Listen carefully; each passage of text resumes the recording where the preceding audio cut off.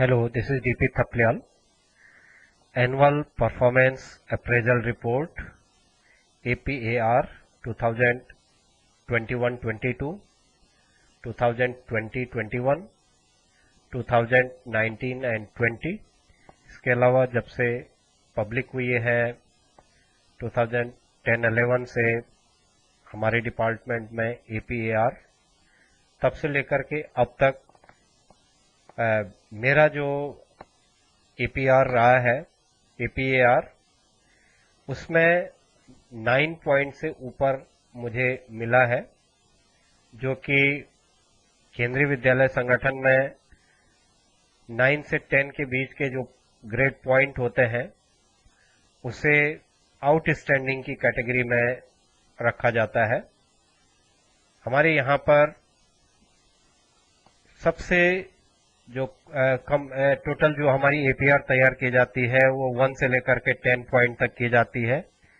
1 and 2 point and 9 and 10 point विरल हो दिए जाएं और उनके संबंध में न्यायोचित कलम तस्वीर दी जानी आवश्यक है। इट मीन्स इसे कहा जा रहा है कि 1 and 2 and 9 and 10 are expected to be rare, ये रियर कैटेगरी में आते हैं। तो लोएस्ट जो है 1 से लेकर के 2 तक है और हाईएस्ट जो है वो 9 से लेकर के 10 तक है। इस बेस पर 9 to 10 के बीच का जो परफॉर्मेंस रहता है, जो APAR होती है, उसे आउटस्टैंडिंग की कैटेगरी में रखा जाता है।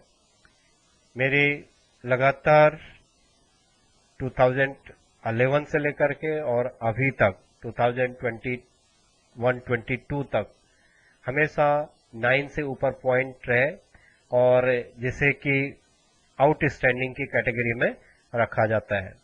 तो लास्ट 3 ईयर का के बेस पर भी हम कहें तो आउटस्टैंडिंग है।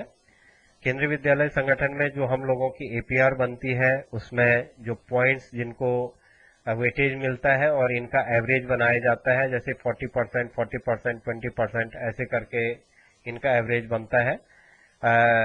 जो ये है पूर्व नियोजित कार्य विषय के आधार पर आवंटित, quality of work output, analytic ability, फिर विशिष्ट कार्य की परिपूर्णता, इन पर दिया जाता है।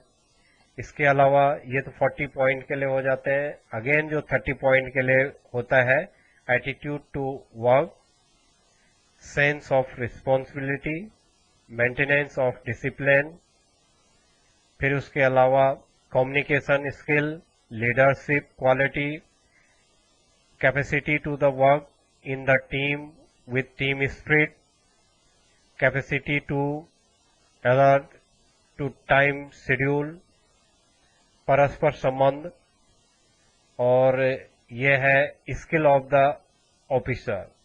ये सारे 30 पॉइंट यहाँ पर 30 मार्क्स मिलते हैं और 40 मार्क्स इनका एवरेज बनाया जाता है।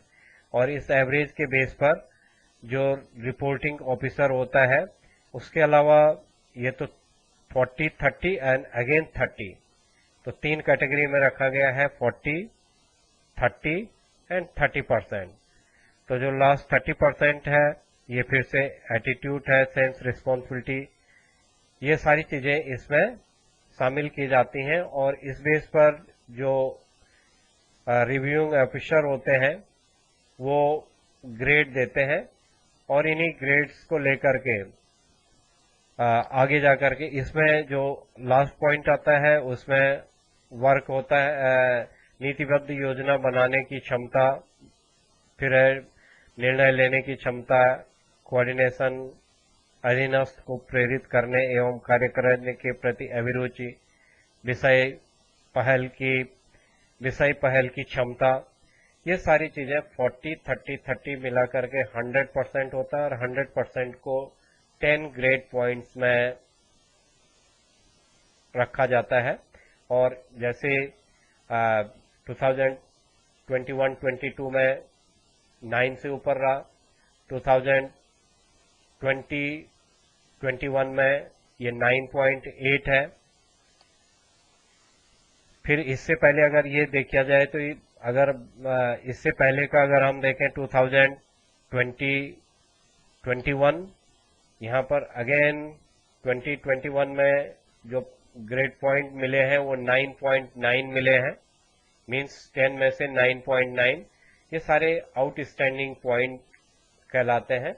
ये सारे जो हमारे एम्प्लॉयर होते हैं, जो डायरेक्ट बॉस होते हैं, उनके द्वारा लिखा जाता है प्रिंसिपल्स। और रिव्यू ऑफिसर होते हैं असिस्टेंट कमिश्नर। असिस्टेंट कमिश्नर केंद्रीय विद्यालय रीजन में होते हैं और उनके द्वारा इसे एग्जामिन किया जाता है, रिव्यू किया जाता है। जो प्रिंसिपल्स के द्वारा ग्रेड दिए जाते हैं उसे असिस्टेंट कमिश्नर के द्वारा रिव्यू किया जाता है। तो आउट ऑफ 10 9.9 ग्रेड पॉइंट आए हैं। उससे पहले अगर हम बात करें 2015-16 की, उस समय भी 9 ग्रेड पॉइंट मिला है। अगर हम आगे बात करें तो 9.5 ग्रेड पॉइंट मिला है 2014-15 में। 2013-14 में 9.6 है। 2011-12 में 9.21 है। तो ये जब से पब्लिक हुई है हम लोगों की एपीआर, तब से ये पॉइंट है। जैसे ये 2018-19 का है, तो 2018-19 में 9.9 वो मिला है मुझे, 9.9। ये रिव्यूइंग ऑफिसर के द्वारा भी रिव्यू करने के बाद भी 9.9 रहा है। फिर अगर हम बात करें 2017-18 की, तो यहाँ पर 10 पॉइंट मिले हैं, 10 आउट ऑफ द 10 ये है। और 2016-17 में 9.9। तो ऑलवेज एपीआर के हिसाब से जब से पब्लिक हुई है, मैंने कहा 2010-11 से, तब से लेकर के और 2022 तक के जितने भी हमारे हर साल की जो एपीआर है उसमें 9 to 10 के बीच में ही ग्रेड पॉइंट मिले हैं, जिसे कि आउटस्टैंडिंग की कैटेगरी में रखा जाता है। Thank you.